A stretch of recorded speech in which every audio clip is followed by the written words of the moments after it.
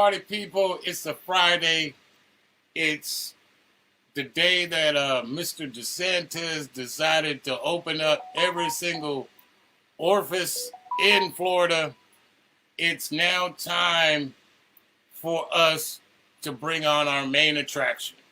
I've been waiting to have this brother on. This is one of the many brothers I was able to kind of come up with, and I've always appreciated his work ethic. He's a straight hustler, straight grinder.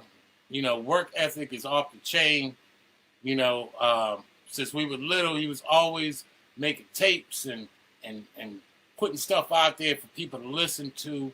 I had the pleasure on DJing one of the old stations back in the days with him, and I mean, his legend goes without saying. He's still doing his thing in Orlando. He's still packing them joints up, you know, giving people some classy music and some classy vibes. And he's also no joke when it comes to that food game. I'm giving it up to none other than my brother, Sir Night Train. What's good, man? Where you at? Where we at, Mr. Sir Night Train? Where we at? Looks like we got a connection issue, so let's hold tight for a minute. Let's see if he gets back. But yeah, Sir Night Train, man, he's been doing his thing forever in Orlando. Part of this show is to always give our people, you know, the shine that they deserve.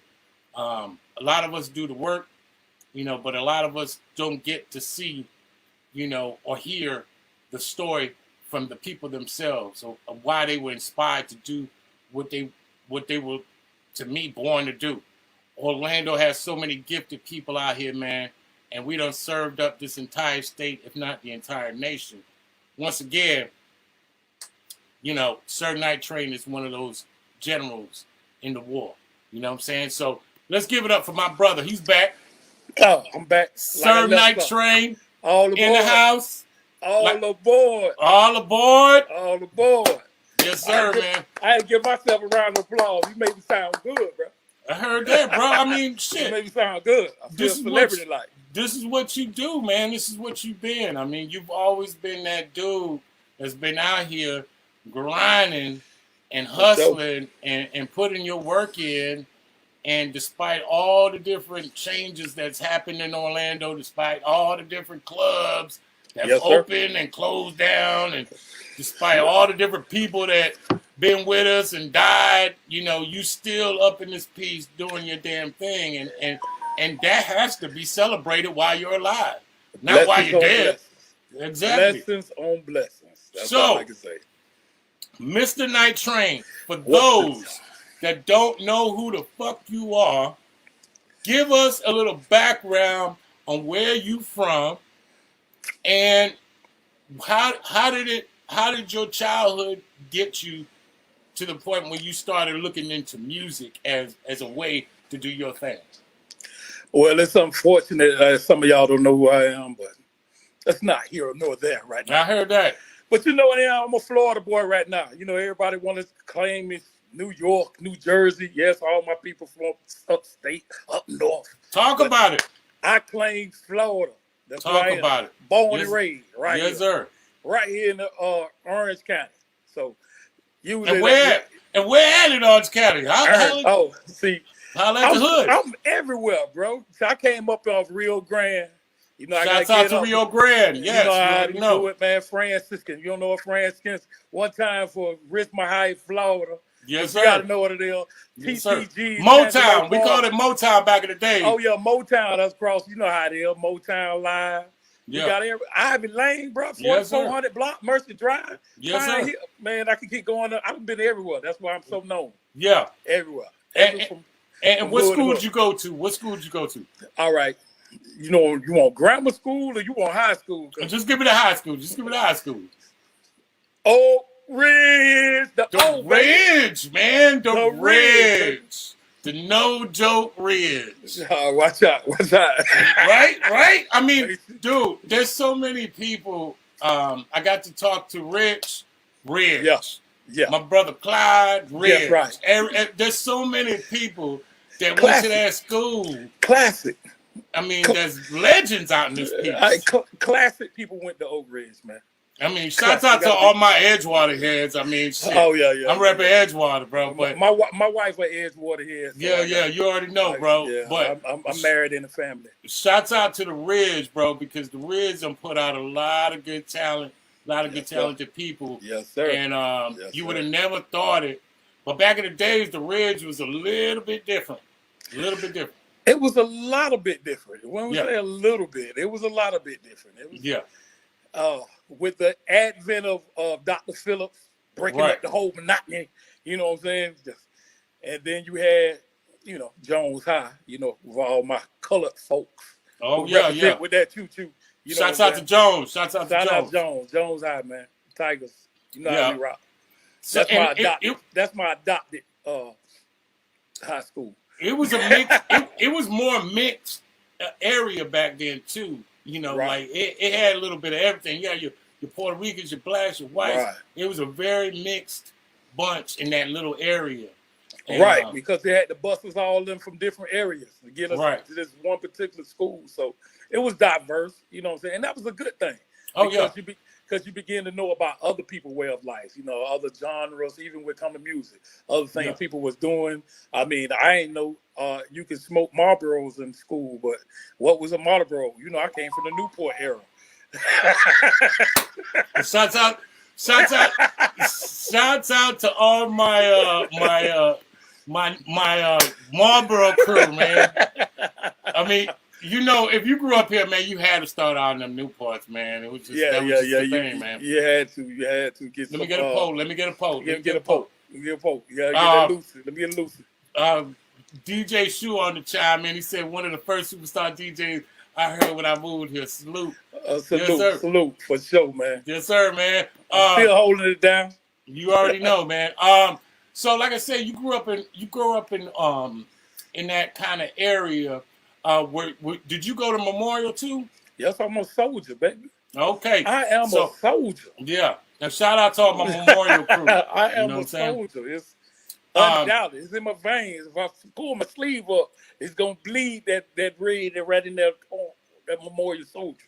Now I remember as a kid, man, we was growing up and I went to Howard Junior High, so but my boys were like Howard.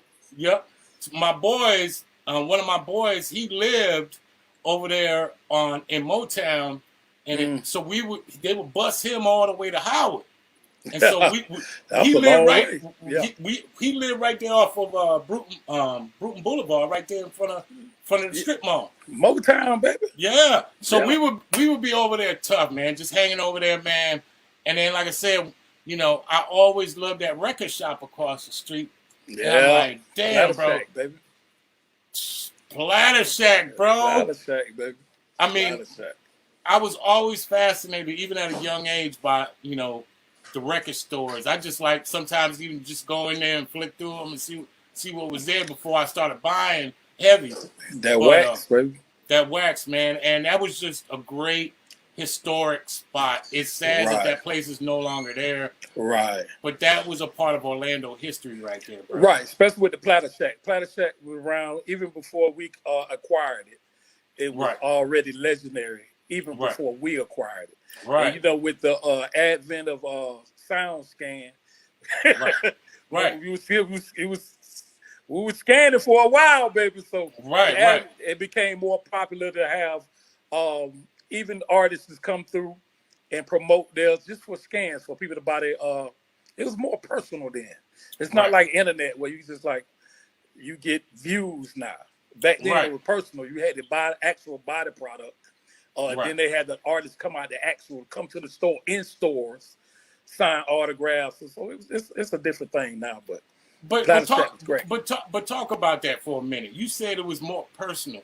So when you went into that store, not only did you get a feel for the records, and then whatever they were playing in that store, that kind of put you on to something. You also talked with the people that worked there. That was a part of the atmosphere. And we missed that now because, like to your point, you buy it online, you never even talk to nobody. You don't talk to nobody. And that goes out to the importance of mom and pop stores, community stores back then. Right. So everybody, if somebody from the community that pretty much owned that store or knew your mama or knew your cousins or some way probably related on down the line, which you found out later in life that y'all was actually related. But with the advent of the big conglomerate corporations start shutting down the mediocre moms and pops, which left us to doing other things. Right. So how did you feel when you first started seeing the Platter Shack close down and places like that? Actually, we foresaw it coming. Right. And that's when the admin, remember Walmart had the big CD. That's when everything from tapes went to CDs. Right. And Walmart came out and it was like, we'll go to Walmart and you can buy the new CDs for $9.99. Right. My wholesale selling it to me for $10.99. Right. Right. So I gotta sell it for $17, but you can go to Walmart and get it for $10. Except I was right here. It treat us like convenience stores now. You can buy it right now for the 17, or you can just ride down the street and get it for 10. It's up to you. Right. So it was a subtle demise when you started seeing the big box stores selling it for the same price that you getting it for. So you can make a profit. So if something happens with one break or somebody steal a CD, you out of $17 right now. Right. You know what I'm saying? So. So how did that translate into you saying, you know what, I'm gonna start DJing? What was your transition for you that made you feel like, all right, I need to serve this music up something properly? Oh yeah, actually, I used to rap. That was my first. Right. I came from the school of MCing. Right. When in actuality, rapping wasn't paying the bills. Right. Talk about it. Tell the people that. MCing was not just like they doing now. It wasn't paying the bills, but the DJ was getting a check. It was a rather small check, but it was a piece of check. And plus, it was personal to the people who's buying the product or who you making a tape for or whatever. So I just remember this coming in the store and like, I need some music. Y'all want this song. Let me put it together. I had a whole bunch of great DJs before me who paved the way for me to be here. Well, who were some of your mentors? I know growing up, my first introduction to our sound out here was Jam Pony and Magic Mike.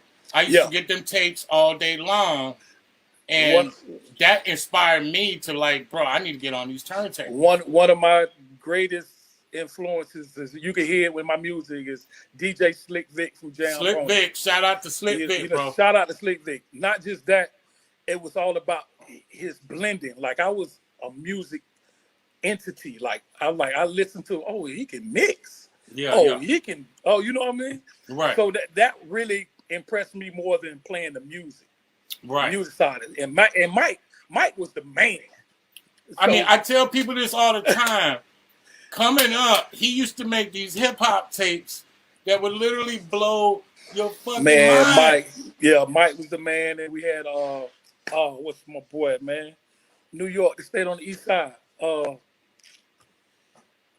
Man, I don't got a brain fart that quick. Oh man, hip hop DJ, man, he's still around too, man. One of the best. I swallowed that, so okay. I swallowed that. When his name pop up, you're gonna be like, oh yeah. So that they really influenced me great deal, and they influenced a lot of people. Like we had, like you said, DJ Nasty, Khaled, all us came up under that same umbrella. Right. We all kind of which was awesome too. And let's talk about that for a minute, which was awesome. We all kind of fed off of each other. Right. In different ways. Right. Some went this way a little bit, some went that way, but we would all intersect every so often, be like, oh shit, you using that? That shit is dope. Okay, let me try this and do it my way. But we were all interconnected on that come up of DJing, that class of people that came out under the tutelage tutelage of the Magic Mikes and the Jam Pony Express. Shout out to DJ Slick Vic. I think we got a disconnection here. Let's see who's on the check-in right now while we wait for him to get back. DJ Twan is on the check-in. Yes, sir. Shouts out to DJ Twan on the check-in. DJ Twan's on the check-in. He said, yo, what's up? What's good? Oh, no, that's my boy. That's my partner, TNT. You already know. You know how we get it in? Yes, sir. I got to start hitting buttons and stuff. I've been checking the chat. That thing flipped on me, so I ain't touching nothing else. Oh, you good, bro. So we were talking about the DJing and coming up that way. When was that breakthrough moment for you where you felt like, okay, I could really do this? This actually could work. Like, when was that breakthrough moment? Because every DJ has that breakthrough moment when they feel like, oh shit, this can work. I don't even know the exact time, right? Because I came from the mixtapes to the actual stage. Right. You know what I mean? So I was already behind the scenes making this. You know, we were selling the tape, $5, baby, all day long, right? Rocking them, slowed down to regular. Right. Yeah. So I came from there. So when we started doing with under DJ Slick Vic, R.I.P. DJ MC. That's what Disco in the City Boys, his first DJ. Sir. Yes, I came up under their tutelages, so making tapes and pulling records off the wall. Like, we had the record room where you just grab a record and whoever next to mix, it was up to you to mix. So that's the training I got. Right. So me doing the actually coming out, it was more in the club, maybe Club Diamonds. I'll give it to Club Diamonds. Even though I was out before then, but when we was doing Club Diamond with DJ Slick Vic, Set It Off Saturdays, that was really my coming out party because he was already a legend. And just being up under him and like, all right, try and get it and go. I'm going to hand you the ball. I'm like, I'm going to score. You give me the ball, I'm going to score. Right. So I had to have that attitude. So, and shout out to Disco, man, the City Boys, man. Yes, that was a part of our tutelage as well. Right. He was rocking them damn turntables, and doing all that crazy shit from back then. Yes, sir. And put us all on. And at that time, I remember at that time, to your point, you know, there was a lot of people wanting to be from New York. Right. But there was a time where we all jammed out together. It wasn't. It was all hip hop. Right. You know, like you couldn't go to a jam and not hear Two Live Crew and hear Rakim. You heard it all. Because that was classic. That hip hop, that Rakim, you know, Audio 2, LL, Big Daddy Kane. Right. You know what I'm saying? That was classic. That what built us. It was just the separation in the city. The separation was either you gonna drive Chevys and Vogues, or you gonna wear Tim's with a scarf on your head. I want you to speak. No, but I want you to speak on that. I want you to speak on that because there was a huge separation during that time, during that 90s, that late 80s, 90s time, where everybody went to their corners. Right. And you know, I ain't fucking with them Bammers over there. Right. And I ain't fucking with them hip hoppers over there because remember, there was a time that you couldn't even play hip hop at a club. It was like a 2-year stretch where it was like a band going on. Right. It was definitely. It was all about. I remember. I don't know if you remember the club Four Fighters back in the day. Bro, we were right there, man. You know what I'm saying? That was our shit. Because y'all was my brothers. Yeah. You know what I'm saying? Right. But coming in the club, and I remember us like me, Disco, all the boys, you know, all the Bama boys, that quote unquote, and they'll play Mystical. Here I go, bum bum bum. When you hear that song, they play, the DJs play that specifically for us. Right. You know what I'm saying? Like, oh, this for y'all.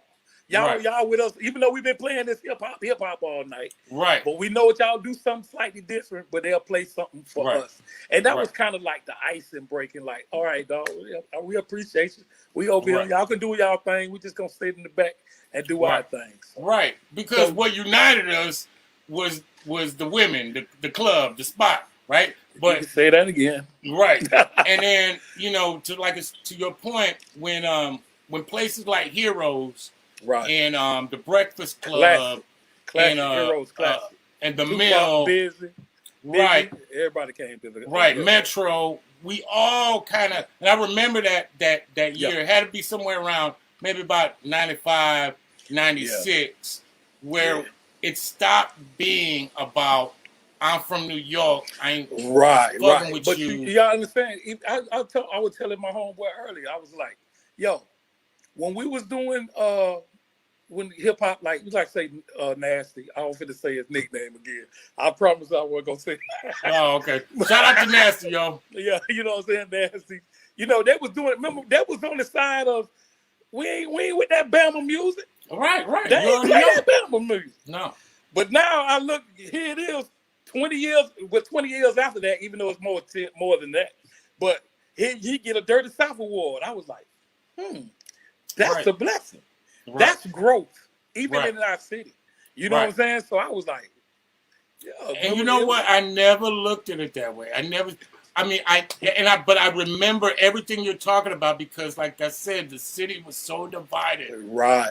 Based on venues, right? Because right. It was certain venues didn't want to fuck with any of it. Right.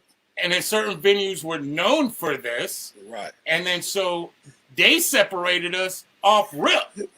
And it wasn't even by design. Like they just they didn't understand what was coming from. But like there was people that went to Rainbow that ain't going to the Breakfast Club. At all. Or and it's right around the corner from me. Right around the corner. There's people that went to Touch of Class that weren't going to Deco's Zuma Beach. Right. Quick. We were all like divided. Like people like me and you, we pop off and everything. We don't give a damn. Everywhere. I used to follow the Richard Ray. Remember Richard Ray? Oh yeah, come on, man. I used to follow Richard Ray wherever they went, man, because I need to exercise that side of my life. Right. And then when I want to come home and bag up and pull out the scale, I had to go up there. Right. I mean, and you just said some shit too. Like I said, it was the fact that we had those options that actually served us well in the development of our skill sets. Yeah. Because I know for a fact, if you wanted to, you can go up into any hip hop spot that just straight hip hop and blow their motherfucking mind the way you get down and get it to them. Right. R-A-W. Right. Because you grew up on that. Your skills, you've been around that all your life. So how the fuck would you not be able to serve that? It's like serving food, right? Yeah, you might. But that's how I fell in love with it. Right. Hip hop, classic hip hop, is what me fell in love with music. Right. Now being in Orlando, being in Florida, and being subjected to a certain genre, that's when we had the Magic Mikes, the Luke Campbells, all that. You know what I'm saying? When that was still coming to evolve, JT Money. I mean, it's too many. It's too many to mention at one time. But all that influence, when that kept influencing our culture, and then everything switched from this style to Atlanta. Right. You know what I mean? We moved to the Atlanta movement. Well, that's a whole nother story and a whole nother show.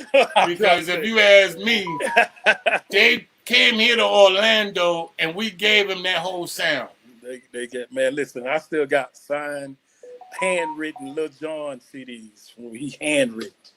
Like, man, listen to this. Send it to us. Right. We gave them that whole sound. They came down here and got their work. But we gave them that whole sound and they ran with it. Shouts out to Atlanta. I'm trying to tell you, they made it happen. They made it happen. Hey, we slipped and they gripped. Right, and that shows you the level of unity that they had, versus our unity, because everybody still was in their corners as people were blowing up. 69 Boys, these people, CNC, whatever.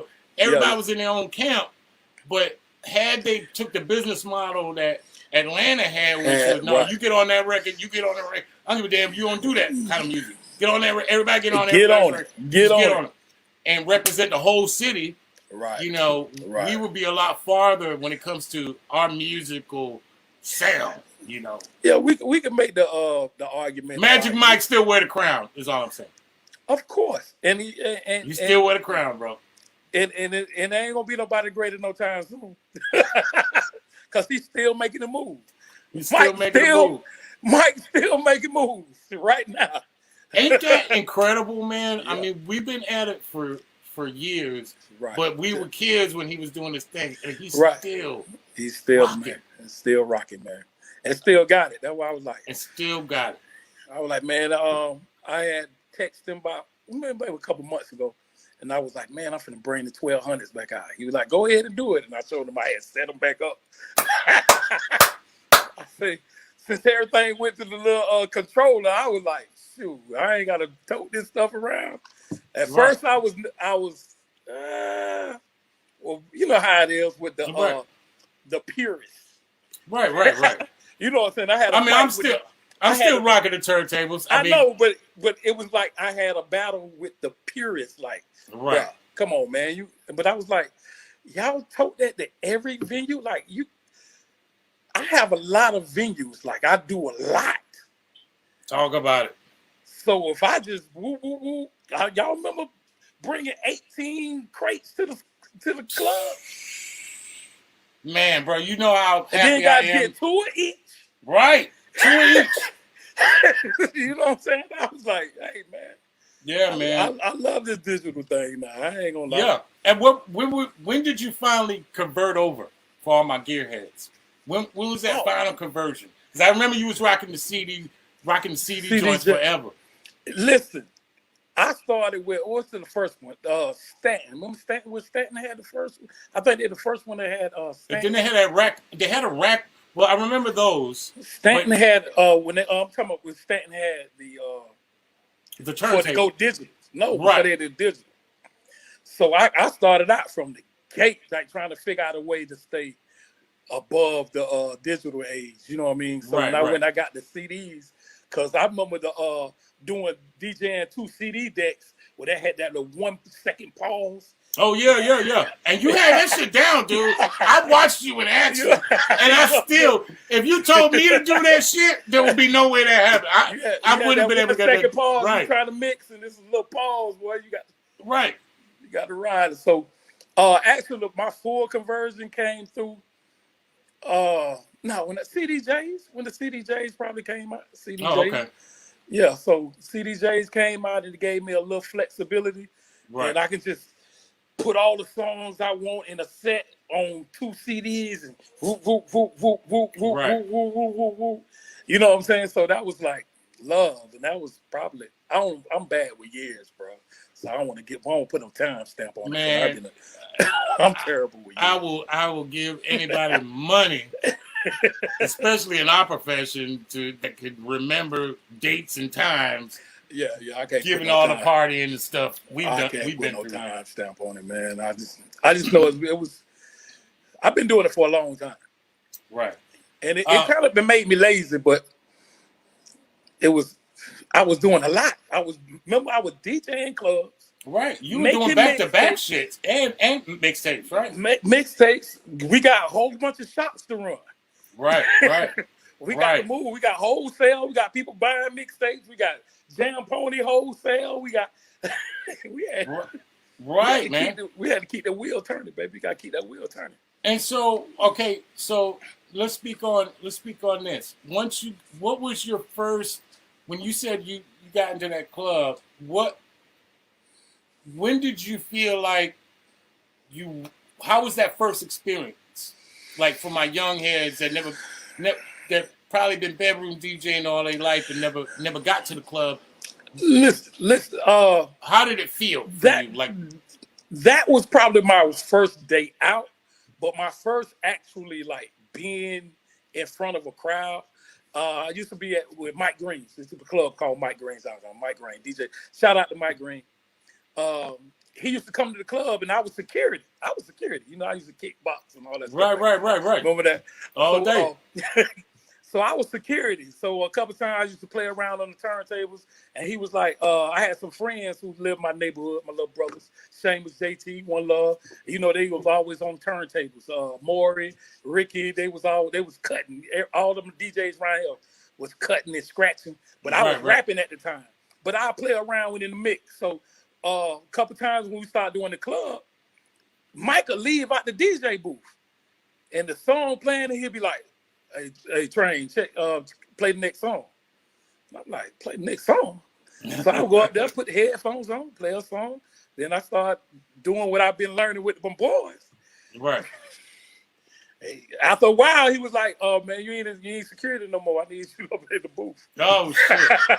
Oh so shit! That was kind of like my first forward, and then coming into meeting Chucky Chuck, that changed my life forever. That's the creator of Mega DJs.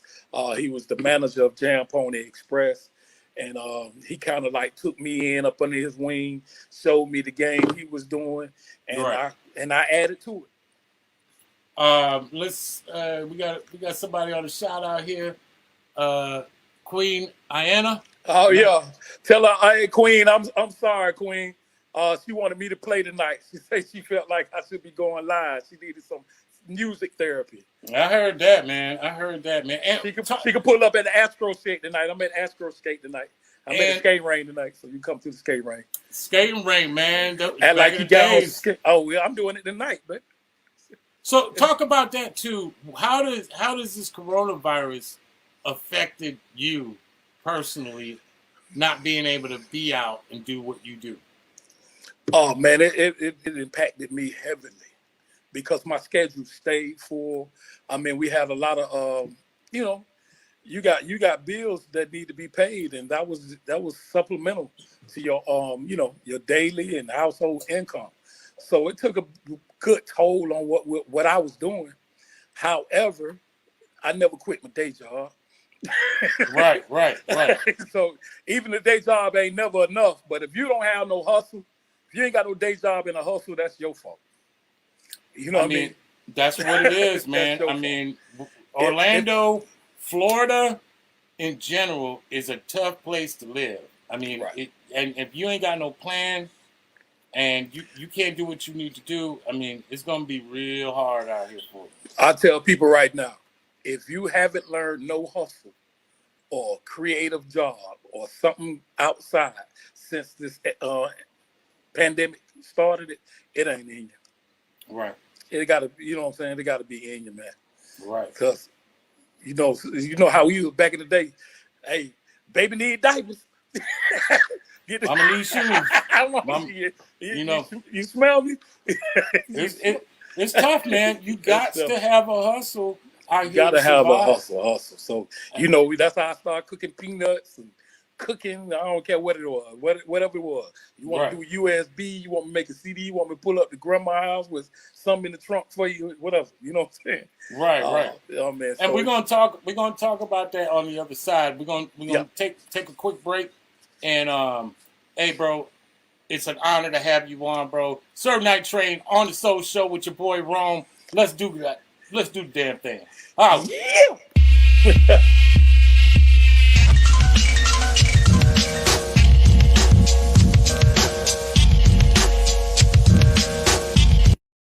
All right. All this talk about food and all those videos you post with your food.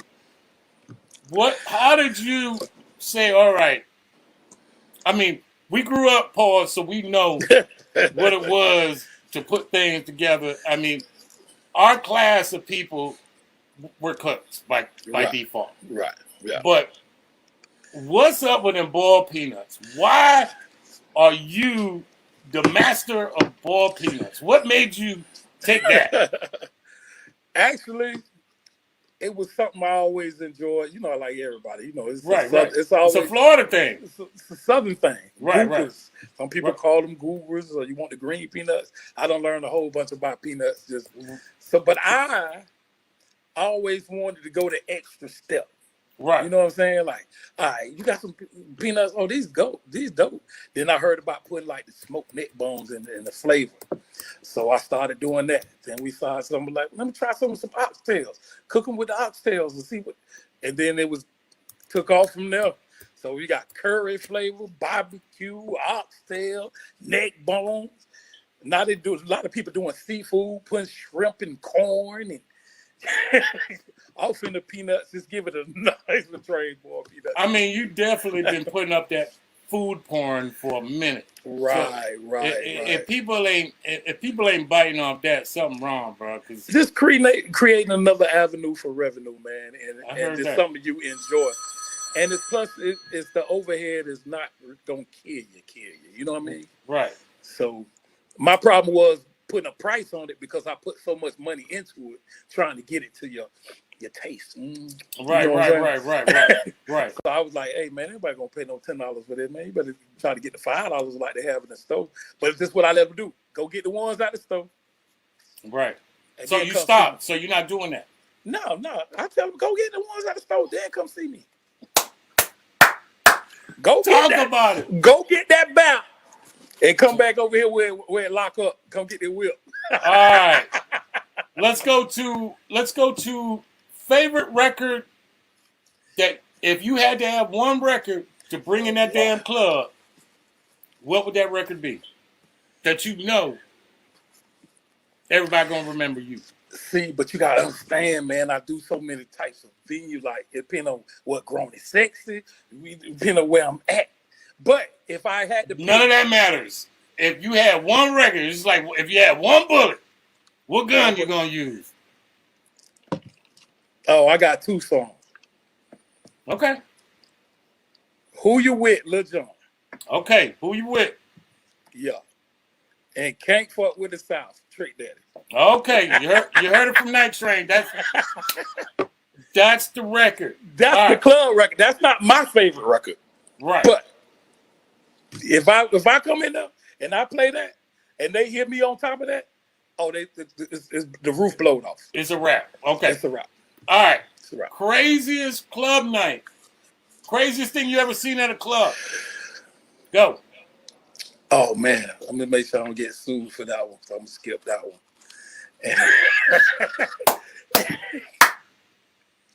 Oh, okay. I was just gonna put it. Only my brothers who've been there know what this is. Right. Okay. Talk about it. T.I. telling us why we can't all get along. We had an issue in the problem. One of his partners, something happened, and then I can't even give you no details, bro. Hey, you think the craziest? I gotta think of something else. Okay. I know you got 1,000 of them. I got 1,000 of them, but I got to make sure, you know what I'm saying? I need lawyers for all. Right. You ain't implicating nobody. We get it. Yeah. So that and having some strippers come out in the club on stilts. Oh man, that does sound crazy. On stilts, my brothers. Wow, that was crazy. All right. Top 5. We're going to do top 5 now. Oh, Lord. Top 5. You're a rapper now. Top 5 MCs, dead or alive. Go. Ooh. In any order? Any order, brother. Okay. I got to give it to the R, the 18th letter in the alphabet. You know that. Rakim. Okay. I got to give it to... I gotta get it to Tupac. So I rock with Tupac. I also rock with I gotta get it to LL. LL. Shout out to LL. LL. I know a lot of his jams. Like I do my top 5 on how many I can recite. Right. Okay. How many albums I can recite. If I can recite a lot of your songs, then I know what it is. I can do a lot of Rakim. I do a lot of Tupac. I could do a lot of who else? LL. You got 2 more. Two more. I could do a lot of Trick Daddy and a lot of Ice Cube. Okay, so that rounds up that 5. That's all right. Trick Daddy, Ice Cube. Top 5 DJs, dead or alive. Go. Just because he's a legend, I got to give it to Jeff. Okay. You know what I'm saying? He started out, whatever. Jeff, damn, see, that's hard, man. You're going to make a lot of people mad, bro. No, you good, bro. Because of the skills, I love Scratch Bastard. Okay, Scratch Bastard. You know what I'm saying? Shouts out to Scratch Bastard, yep. Because of the lineage, I got to give it to Slick Vic Jamponi. Slick because Vic. he put me in the game. And also, hometown, Magic Mike, Custom Records, Magic Mike. Yes, sir. And, last and not least, oh man, who I really love, and it's gonna be crazy because he hometown too. Like, right. DJ Caesar, man. Oh, shouts out to Caesar. He just had a birthday yesterday. Yeah, Happy birthday, Caesar. Caesar, man, always been my like blend. Like, it ain't got to be just about DJing. Like, he always had that. You know what I'm saying? Right. Absolutely. Like, always undivided attention to me, and I'll be like, bro, what I need to do? What he always had an answer to my DJ questions, or what I should do. Always had a good answer. So I got to give him that love too. Top 5 nightclub in Orlando, dead or alive, meaning in existence or no longer in existence. Top 5 club of Orlando, go. Palladium. Touch of Class. Okay. What else I like? So I put it in the mix. Mix. Tracks. Wow. I haven't heard that name in a minute, bro. So yeah. I'm gonna keep it, daddy. I'm gonna go 436 because I'm an old nigga. Club 436. No, scratch that. Club Diamonds, because that's where I started, baby. The dirty foot capital of the world. Yes, sir. You ain't gotta have your hair done as long as your feet wash. Okay. Got one more. And the number 1 club in it's Edenville, same thing. You gotta give it up for Heroes, man. Heroes, man. Where the stars hang dope ass days, man. That's what it is. Heroes. This was the best of the best of the best of the best. Heroes, one way man. in, one way out. Shouts out to used to being Mr. B's. Yeah, yes. Mr. B's. Yep. Heroes was the place with Jerry Reynolds. When Jerry Reynolds had that place, bro, it was just off the chain, bro. JJ get an honorable mention. JJ's, okay. Yeah. JJ Whispers. Lee Road, JJ Whispers, man. Yes, the old school. Lee Road. Yeah. Right. Okay. Top 5. Since I know you're a car dude. Top 5 old school whip. Go. 73 Chevy Vert, bro. Number 2, 75 Chevy. Number 3, you know I really love that dang, what's it called? It's this new one out now. The Hyundai truck. I haven't seen that Genesis one. Truck. The Genesis truck. Oh my God. Okay. I might want to pull up in one of those. Okay. And you know me, I'm everything with me Chevy, man. So you know what I'm saying? Okay. Chevy Caprice. Capri Classic, bro. Caprice Classic. Everything. Yeah. And then I give a shout out to my I don't even want to say no kind of Fords, man, but one time for the Buick, the Sabres. I heard that, man. Yeah, ain't no big money cars, all that fly car. You know, I ain't into all that. Right. Old school, regular smuggler behind the tent, pull up, pop out, and they get it. One of my favorite cars back in the days for me was that Cutlass Supreme, bro. Cutlass Supreme. My homeboy still got the Cutlass. 78, 82, and the Buick Regals. Oh my God, 82. Just a beautiful whip. All right.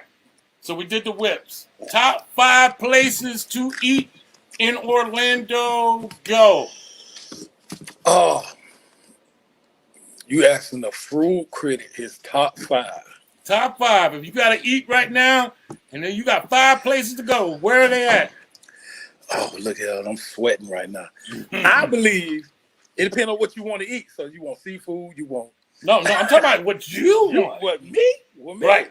Top 5. If you had to eat right now, and all you got is 5 choices, what are those 5 in Orlando? I love Maggiano's. Maggiano's. Shout out to Maggiano's. Yes, sir. That's top of the line right now. Okay. For me, Maggiano's, Del Frisco's. Okay. I got a real good palate. You know what I'm saying? Yeah. I love Mad Crabs. That's in Eveville, the seafood. Shout out to the Ville. Yeah, that's Mad Crab, but they got some good seafood in there. Okay. I want to give some soul people some love right now. I want to say my barbecue man, Yuma Barbecue right there, APK. You know what I'm saying? Right. I just had that today. Twan the Don to tell you, I just met him up though. Okay. Okay. That's what I got one left. Who? I can't even think of nothing else because I don't really. I'll pass on the last one because I got too much. All right. So now I want to wind it down and ask you if there's one thing that you could have changed on your come up, what would it have been and why? The same thing I get most dragged for by my friends and everybody is take more credit for what I had brought to the game. Right. And that instills like I came from we met a lot of people on the way. Right. But I ain't never been on the old D riding there, brother. You know what I'm saying? Right. I ain't just because you popular or you popping right now don't mean I'm what up, man? Every time you come around. If you come around, I speak, I say what up, and we do business. You know what I mean? So I ain't never do the follow-up thing. Right. You know what I'm saying? I ain't never call like blowing up your phone, man. I know you got a new single out, man. I need to put it on this mixtape. Or give me a personal drop. You know what I'm saying? And say this, say that. Or I never been that dude. Like everybody who's contributed to what I did is they seen it in me and it was like, hey man, I'm gonna send you some drops. I mean, it's all right. You know what I'm saying? So I ain't never been that. And it feels good because I ain't that type of person, but it has limited me. This is why I fuck with you, man. This is why I love you, brother. Because that shit is a sediment from a class that we've all come from.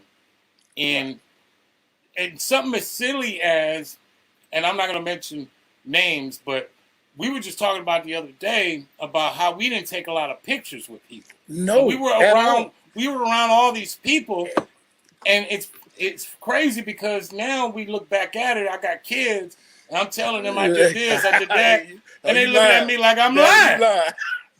Exactly. And that's the fucking problem with that mentality. Right. Because that was told to us, and it limited our unity.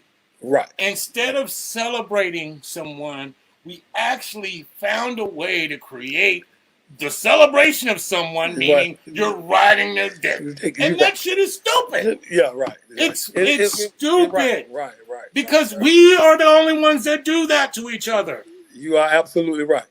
No other fucking race does that shit. And just to add a cherry on top, if we do it, we pay someone else to do it. And they end up with all the connections. All the connections. So once they're gone, you're done. You're done. Yes. So this, dude, that to all my young heads, to all my people listening, that even fuck with that mentality. If somebody tells you that fuck shit, tell them to go kick plenty of rocks because that shit is counterintuitive to growth in business. And it's evident in the stuff that I do now because if I had that, then I think I'd be better. You know what I'm saying? As far as more popular, but I want to be better as a person. I don't think. But however, like when I look at Cali now, he came from that same thing, right? That same wing, but he did that. He took the pictures. He went and asked the questions. He took the pictures. He asked the questions. He built relationships. Right. He wasn't afraid to put himself out there to maybe, I mean, at some point, somebody gets dissed. Somebody gets dissed. Somebody tells you, Sir Night Train, I ain't got time to talk to you right now, bro. I'm busy. When you reach out, when you put yourself out there. But if you allow that shit to determine the rest of your fucking attitude in life, you fuck. Yeah, definitely.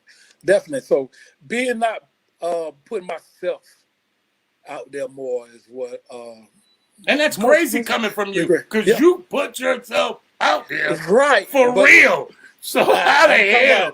Right. Yeah. Like right. You're there, but you're saying even though I'm there, I'm not all the way there.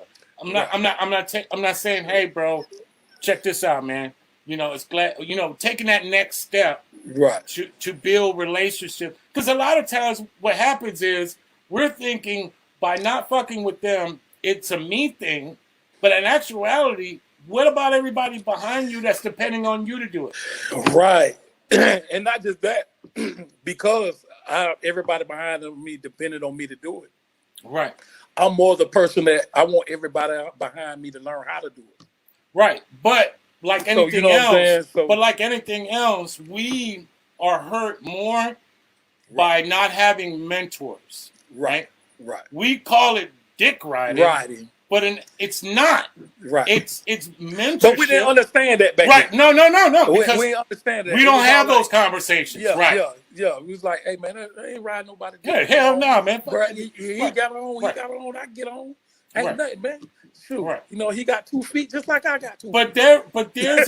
But there's a hairline difference between riding someone, asking them to hook you up, and capturing a moment.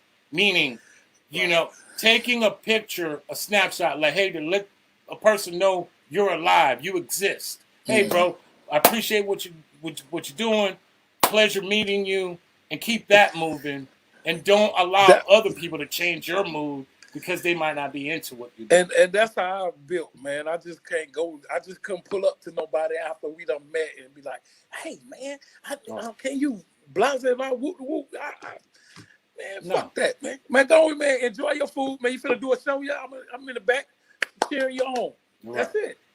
Right. That's it. Other than that, somebody else who's sitting there and then somebody I don't heard the stories of you being with an artist, and they just take advantage of you. You know what I'm saying? Right. They just every time, you know what I'm saying? I used to hate when an artist come in the city, they call this person, and then that person got to call me to get the stuff done. Right. Ain't that the truth?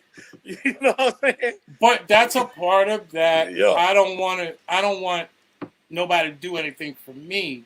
Right. And like I said, in any big structure of anything that has been truly successful outside of our own, it's taken an entire team, an entire community to make those people successful. And we haven't necessarily mastered that on our end to do it in a way in which, fuck, if he think I'm riding, we need this to happen for this to happen. Right, man. And I wasn't that guy.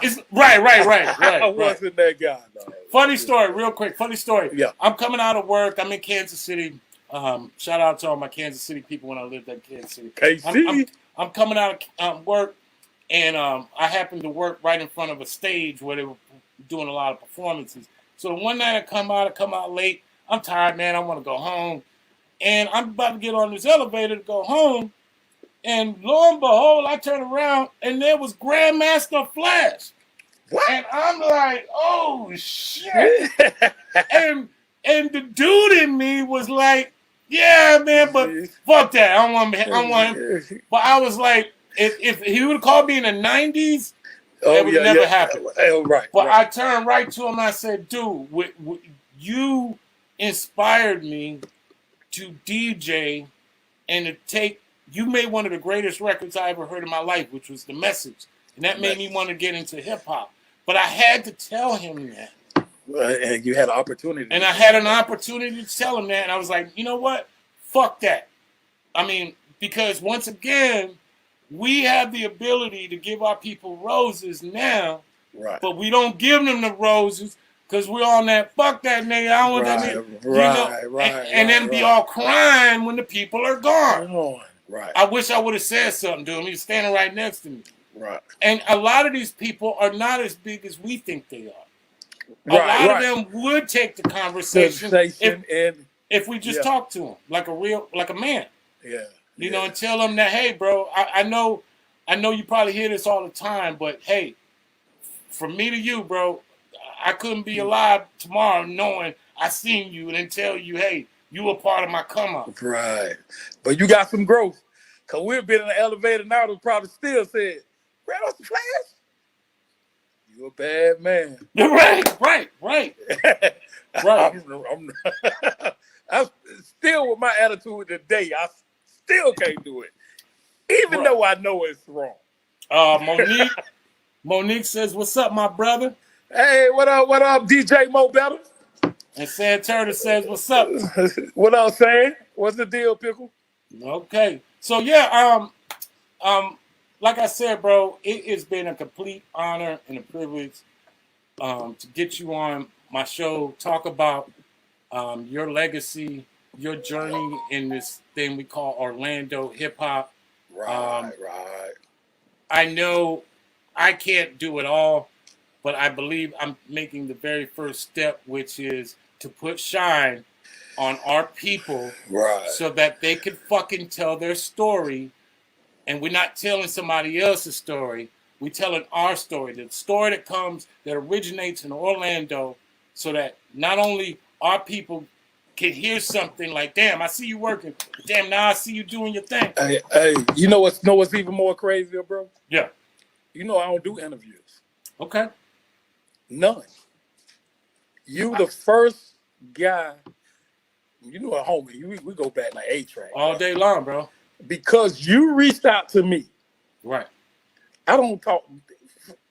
I think the last person I talked to was Julie Beverly back in the shout out to Julie Beverly. Ozone. Yes, Ozone days. You already know. Now I had plenty of people ask, hundreds of people asked, come on and say this, say that. And I said, nah, it wasn't the right time for me. Right. But I figured you my brother, and it's the right to my wrong with what? Right. And I was gonna pull up and make sure I show you some love. But you already know I'm gonna reach out, bro, because you're a part of my story. This city is our story. Right. And unlike a lot of stories we've heard that are kind of parsed out and don't tell, the origins of how hard you had to work and all these things. Yeah. I mean, everybody's there for the victory speech, but don't nobody hear how it started. The grind.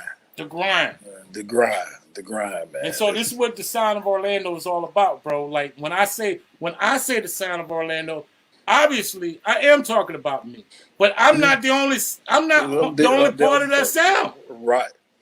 This sound is so expanded, and you're so much a part of that. I mean, like I said, when I tell my story, I want to know that I'm telling your story too. You too, right? That's what's up, man. Hey, and this is why we're doing it. Hey, man, I appreciate it, and I want to thank you for bringing me on. Yes, sir. Anytime, brother. All day, every day, anytime you need me. You know how it is. You still got my beeper number? I heard that, brother. Shouts out to Nextel. Let's go. For sure. Hey, man, but once again, bro, it's been an honor and privilege to have you on, man. I wish you many more years of success. Keep doing what you're doing. You're inspiring the people around you.